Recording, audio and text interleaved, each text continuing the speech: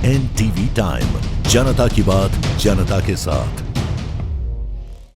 कच्छ के अंजार क्षेत्रों में कल तारीख 14 फरवरी को ब्लैक ट्रैप लीज की जनसुनवाई जीपीसीबी द्वारा नियम विरुद्ध तरीके से की गई। आसपास के गांव के लोगों को सूचित किए बिना किसी प्रचार प्रसार किए सुनवाई की गई। पर्यावरण मंजूरी के लिए जनसुनवाई अब एक ड्रामा बनकर रह गई। NTV टाइम के लिए कच्छ से राणा अहिर की रिपोर्ट। मननु धार्યું કરે છે કન્સલ્ટન્ટ પૂછા કરો કઈ જગ્યા રિક્ષા ફેરવીને નંબર આપો ફોટા દેખાડો અહીંયા આપને પાસે ફોટા હોય બતાવો તો બતાવો છે હા સાહેબ અમે જોઈએ છીએ ત્યારે તમે ફાઇલ કરીને હું બધાને બોલાયો સ્થાનિક લોકો તો કોઈ હાજર નથી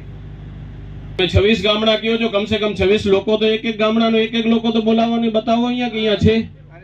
મારો નાગલપર ગામ આવે છે નજદીક હું આવ્યો છું મને ખબર નહોતી મેં જીપીસીપી થી જોયો હું ધુના માતાએ ગયો ધુના માતા મંદિરે હું જઈને દર્શન કરીને અહીંયા પહોંચી આવ્યો હું તો ખબર પડી કે કોઈ નથી કે હું તો આ સરપ્રાઈઝ છે તમને કોઈ જવાબ આપો પ્રોજેક્ટ પ્રમાણે બતાવો કચ્છ મિત્ર 8/1/2025 ના રોજ જાહેરાત આપેલી છે એનું કટિંગ બતાવેલું સ્થળ બતાવી એમાં છે કે નીચે નીચે લખેલું બોલો ને આમાં લખ્યું છે જો એક મિનિટ એને થોડું એનલાર્જ કરીને બતાવો સાહેબ આપામાં તો વંચાતું જ હોય આ તો સ્ક્રીનશોટ પડેલો છે અને એનલાર્જ કરને તમે વાંચીને સંભળાવો હાલો આમાં લોક સુનાવણીની જે આમાં લખ્યું છે હે ને કરો એટલે સાહેબ તમે રજૂઆત કરવાનો એમ કહો છો કે તમે તમારી રીતે જે પણ કરીને પેપર ફાઇલ કરી દીધો છે અહીંયા બોર્ડ ઉપર પણ નથી બતાવો અગાઉની રજૂઆતોમાં ને અગાઉ પણ મેં કીધું હતું જે જગ્યા ઉપર તમે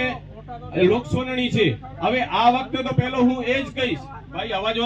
વધારો ને કોને તકલીફ છે શું થોડુંક વધારો ભાઈ લોકો સાંભળે ને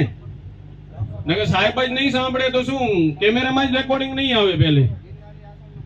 અગાઉ પણ મેં કીધું હતું જે ગામોની તમે ગાડીઓ ફરાવો છો એમાં સ્પષ્ટ બજારોના ફોટા હોવા જોઈએ અંજારની પણ લોક સુનાવણી હોય કે ગામડાની હોય એમણે બતાવ્યું હતું ત્યારે મિંદિયાણાનો એક જ ફોટો બતાવ્યો હતો રોડ પરનો દર્શાવો ભાઈ એમાં અને હાલના પણ નથી બીજો કે આટલી લોક સુનાવણી ધુના માતાએ થઈ એક જ સુનાવણી અહીંયા કરવામાં આવી રહી છે તેમાં કોઈ પણ એડ્રેસ નથી નાખવામાં આવ્યો છે પબ્લિક ઉમા જાય છે ઉમાથી ગુમરાહ થાય છે ઠીક છે અમારા જેવા જાગૃત લોકો છે કે રાજનીતિક ઈ અહીંયા પહોંચી આવ્યા છે પણ આ શું કારણ આ તમારી જવાબદારીમાં નથી આવતો એસડીએમ સાહેબ આપના અધ્યક્ષ સ્થાને જ હું આપ શ્રીને રજૂઆત કરવામાં